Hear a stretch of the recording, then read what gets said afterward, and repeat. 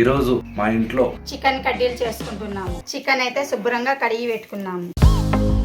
పెద్ద బౌల్లో వేసుకొని కలుపుకోవాలి. వెల్లుల్లి పేస్టు, వాటర్ ఒక చుక్క కూడా వేయకూడదు చూడండి. దీంట్లోనే కలిపేసేయాలి.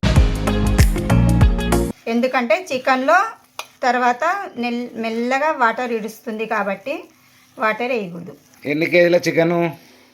1 కేజీ. 1 కేజీ చికెన్ కు ఈ మసాలా దాంట్లో చికెన్ లో ముందే అల్లం వెల్లుల్లి పేస్ట్, ఉప్పు కలిపేసుకున్నాం మేము. చికెన్ హాఫ్ అన్ అవర్ అయింది, మ్యాగ్నెట్ అయింది. ఓకే, ఇప్పుడు ఈ మసాలాలోనే వేసి కలిపేస్తున్నాం.